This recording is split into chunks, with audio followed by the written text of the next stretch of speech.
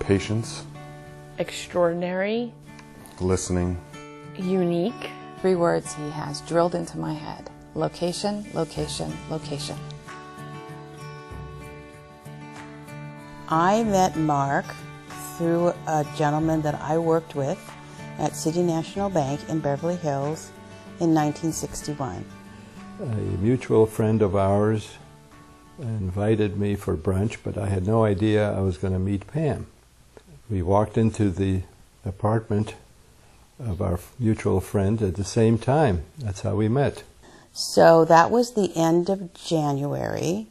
We got engaged April the 22nd, 1962, and we were married August the 19th, 1962. I would say the highlight of my year, of the year, was our annual trip to Lake Tahoe.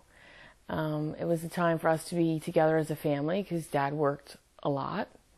It was 2 weeks in Tahoe. It taught us to water ski and taught us to fish, and those were some really special times as a kid growing up.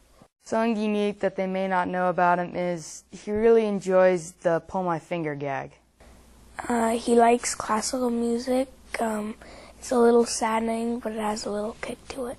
He's a Holocaust survivor also, and his family immigrated. He was German, and his family immigrated to Israel after the war. When I was growing up, at my dad's family's family gatherings, and my grandmother was one of 8.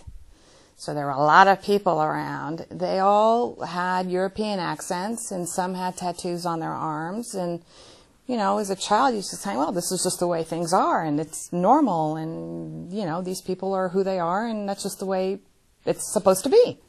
Well, I think his dad was a role model for him.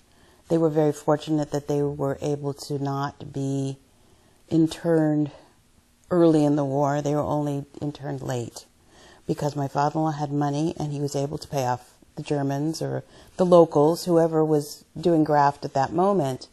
And when that became impossible to do, then they went into hiding. My father was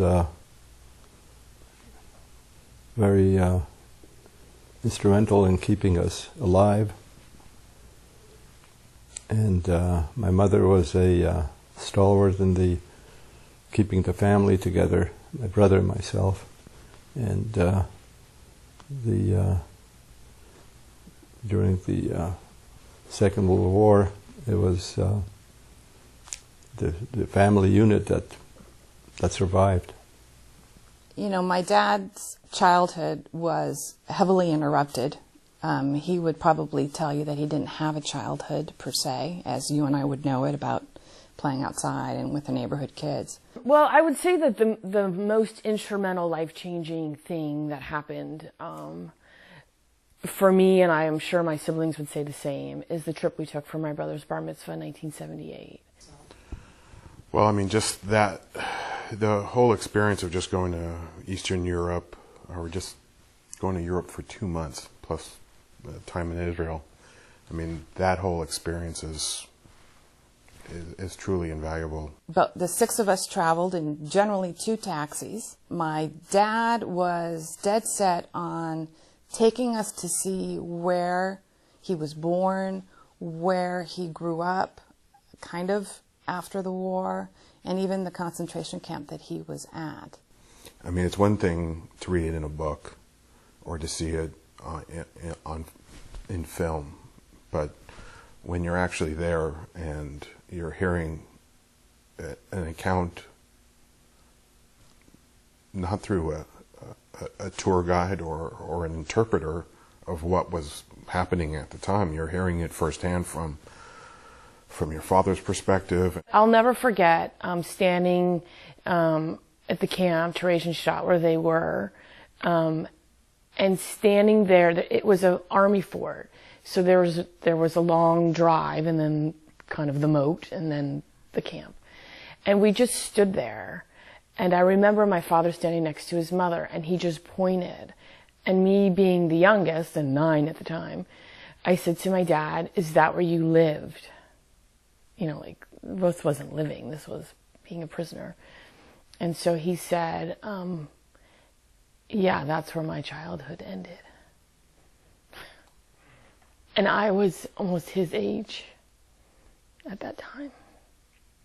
So that was, it's 30 plus years ago. It still changes you as a person.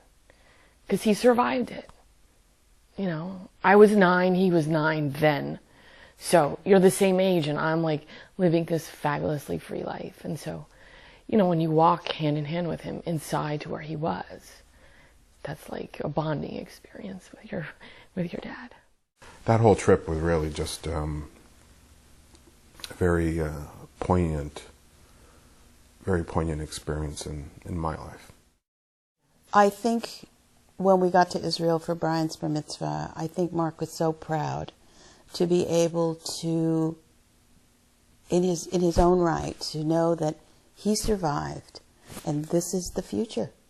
This is the future for our family, and it's the future for all of the survivors' families. What was so memorable to me was Mark, as a Holocaust survivor, has one son, Brian, and that when Mark held Brock, our son, that to me was 3 generations going on and the spirit continuing. To me, that was a moment that I'll never forget, particularly the look in Mark's face as he held Brock and stood next to Brian.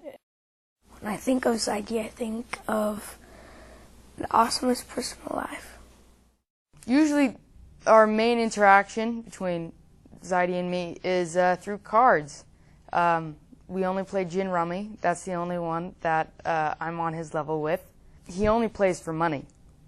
If you want to practice with him, you have to either pay up when you lose or get paid when you win, and usually with him, you're paying up. He gets to have some pride in his grandson, so he gets to brag to all his buddies in the card room.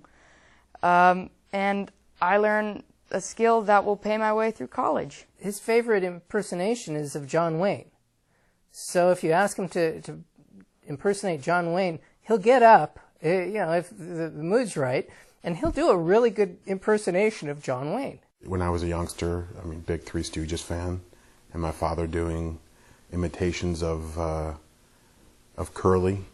Like when Mo would get mad at Curly, it would be more like, wise guy. Wise guy. So